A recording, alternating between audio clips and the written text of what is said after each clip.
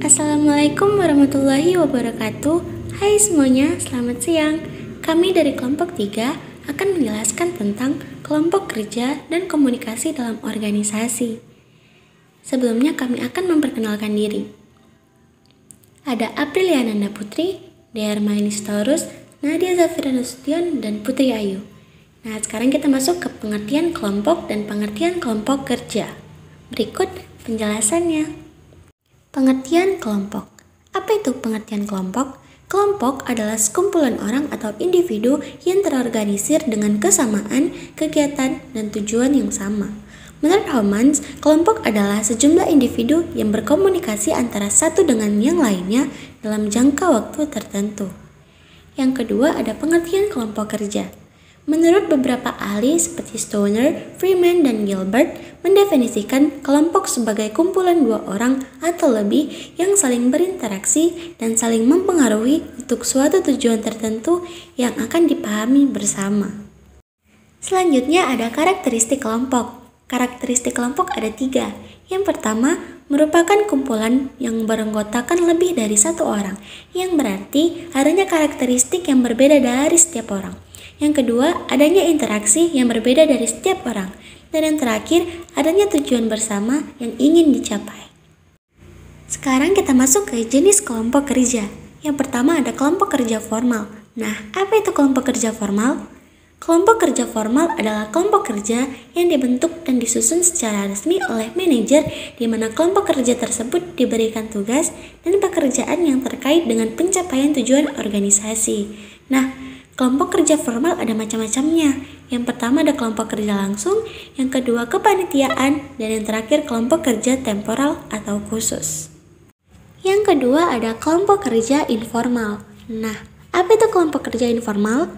Kelompok kerja informal adalah kelompok kerja yang disusun dengan sendirinya ketika beberapa anggota dari organisasi yang kegiatannya biasanya tidak terkait berlangsung dengan rencana-rencana rutin dari organisasi. Namun, secara tidak langsung akan mempengaruhi kinerja dari orang-orang dalam organisasi. Tujuan kelompok kerja informal yang pertama ada untuk memelihara dan memperkuat perilaku positif dari para anggota. Yang kedua, untuk menciptakan dan memelihara interaksi sesama anggota. Yang ketiga, untuk membantu para anggota agar dapat saling berkomunikasi dan berinteraksi dalam untuk yang informasi dan fleksibel. Dan yang terakhir, untuk membantu manajer dalam menyelesaikan persoalan-persoalan yang mungkin dalam kondisi formal tidak dapat diselesaikan. Selanjutnya, tahapan dalam pembentukan dan interaksi tim kerja. Dibagi menjadi 5 tahapan. Yang pertama ada pembentukan.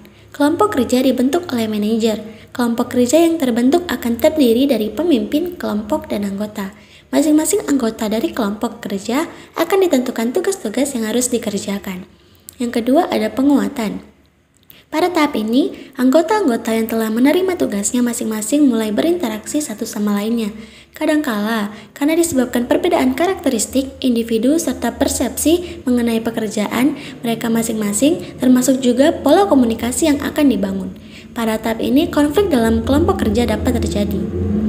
Yang ketiga ada penyesuaian.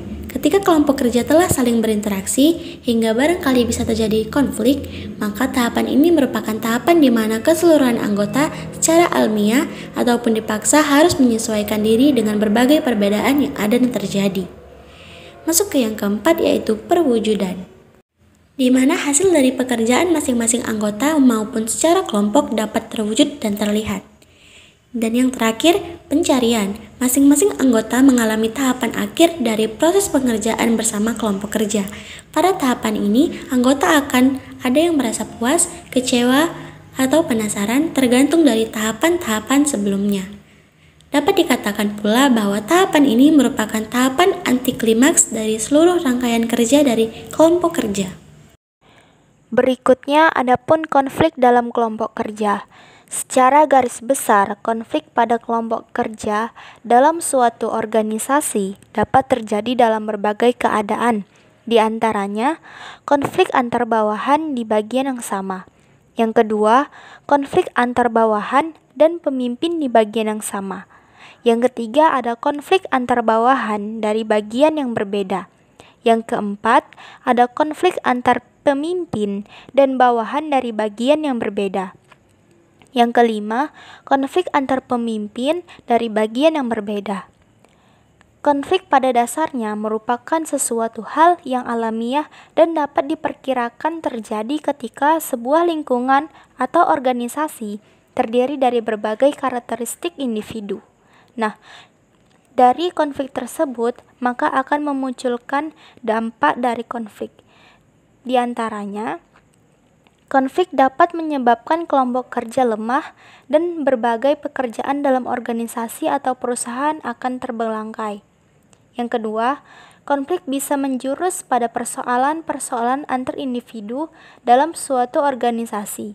Jika konflik sudah mengarah pada persoalan personal, agak sulit bagi perusahaan untuk bersikap profesional dan membedakan antara urusan yang bersifat organisasi dan personal. Namun yang jelas, kinerja organisasi akan menurun. Selain itu, konflik memiliki dampak positif. Ketika manajer atau pemimpin dapat mengelola konflik menjadi persaingan sehat antar individu, sehingga kinerja organisasi justru mungkin dapat ditingkatkan. Namun, persyarat agar konflik menjadi dampak positif adalah kuatnya peran pemimpin dan manajer dalam suatu organisasi. Konflik juga menyebabkan berbagai hal yang tidak terkait langsung dengan tujuan organisasi, sehingga sangat mungkin untuk terjadinya pemborosan waktu, uang, serta berbagai sumber daya lainnya. Selanjutnya, kelompok kerja efektif. Sekalipun manajemen organisasi merupakan proses yang berkelanjutan, sehingga dalam proses yang dijalankan tersebut sangat mungkin terjadi fluktuasi dalam hal kinerja yang ditunjukkan para anggota kelompok kerja.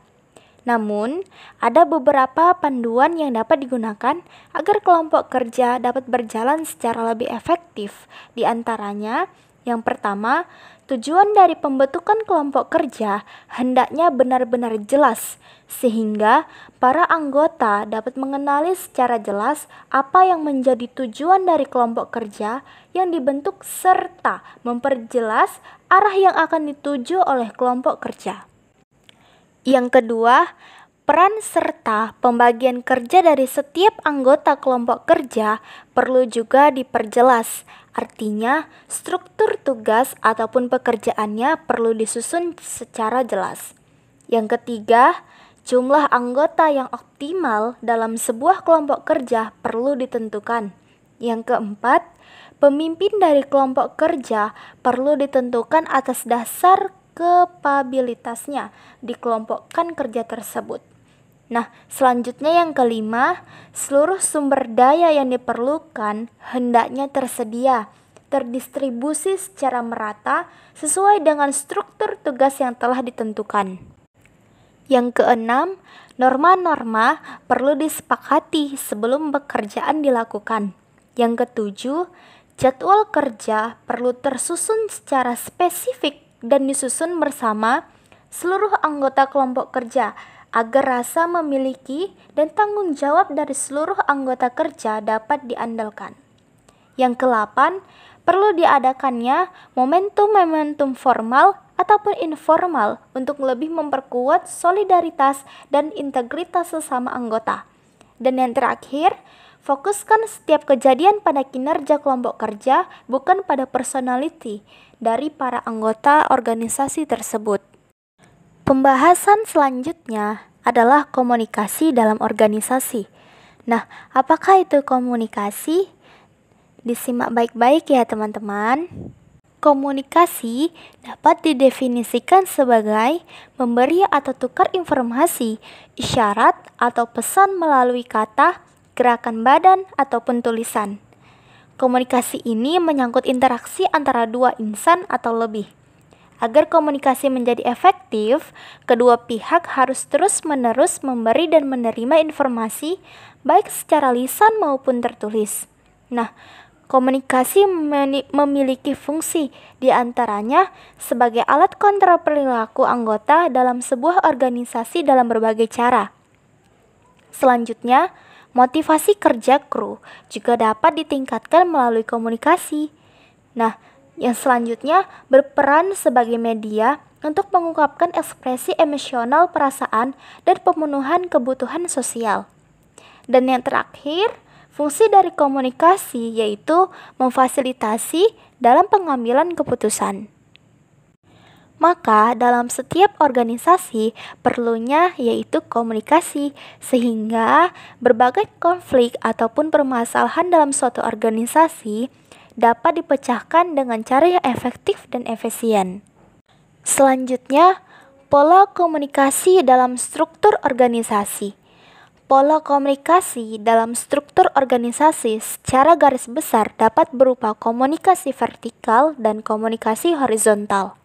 Nah, komunikasi vertikal adalah komunikasi yang dilakukan oleh seseorang atau bagian yang berada pada tingkat organisasi yang lebih tinggi dengan tingkatan yang lebih rendah atau juga sebaliknya. Komunikasi vertikal biasanya dilakukan dalam hal komunikasi berupa pemberian tugas dari atasan kepada bawahan. Nah, selanjutnya ada pemberian arahan maupun pelaporan dan pertanggungjawaban. Selanjutnya ada komunikasi horizontal. Nah, komunikasi horizontal biasanya dilakukan antara seseorang dengan orang lain yang memiliki tingkatan organisasi yang sama. Bentuk komunikasi yang dilakukan diantaranya adalah komunikasi dalam rangka koordinasi, kerjasama, dan sebagainya. Adapun konflik dan komunikasi dalam organisasi. Terjadinya konflik di dalam organisasi dapat diidentifikasi bahwa salah satu penyebabnya adalah faktor komunikasi. Komunikasi yang tidak tepat atau yang salah akan menyebabkan terjadinya salah komunikasi atau salah persepsi atau sering dinamakan sebagai miscommunication, yaitu ketika komunikasi yang dilakukan tidak sesuai dengan apa yang sebenarnya ingin dikomunikasikan. Nah, selanjutnya, faktor komunikasi berperan penting dalam penyelesaian konflik dan berperan penting juga dalam suatu organisasi. Oleh karenanya, komunikasi memiliki peran yang penting dalam organisasi, sehingga setiap komunikasi antara bawahan maupun atasan ataupun sesama bawahan ataupun sesama atasan perlunya dijaga agar tidak terjadi berbagai konflik sehingga dapat merugikan suatu organisasi. Selanjutnya adapun contoh kasusnya, yaitu pada PT Angkasa yang bergerak di bidang pertambangan mengalami permasalahan antara perusahaan dengan karyawan. Permasalahan ini terjadi yang disebabkan oleh adanya miscommunication antara atasan dengan karyawannya.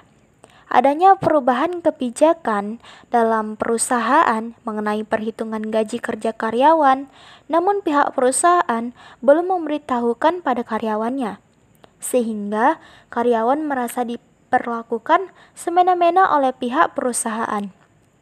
Para karyawan mengambil tindakan agar gaji mereka dibayarkan sesuai perjanjian awal, yaitu dengan mendemo perusahaan.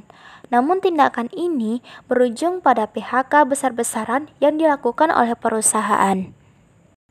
Analisis kasusnya, dunia kerja memang identik dengan kesalahan penyampaian komunikasi di suatu lingkungan kerja ataupun perusahaan antar individu, sehingga cara mengatasi masalah dalam perusahaan harus benar-benar dipahami manajemen inti dari perusahaannya. Untuk meminimalisir dampak yang timbul, permasalahan atau konflik yang terjadi antara karyawan atau karyawan dengan atasan yang terjadi karena masalah komunikasi harus diantisipasi dengan baik dan dengan sistem yang berstruktur.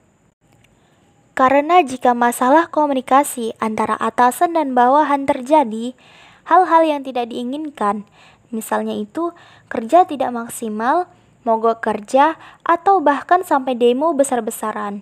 Seharusnya atasan membuat komunikasi dua arah antara atasan dan bawahan menjadi lancar dan harmonis.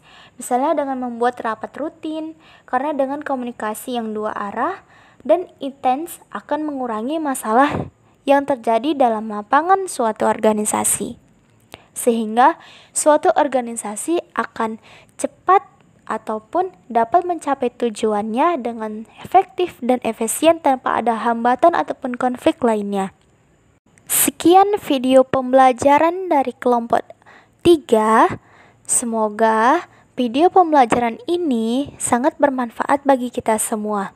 Ditunggu video selanjutnya ya. Terima kasih. Wassalamualaikum warahmatullahi wabarakatuh.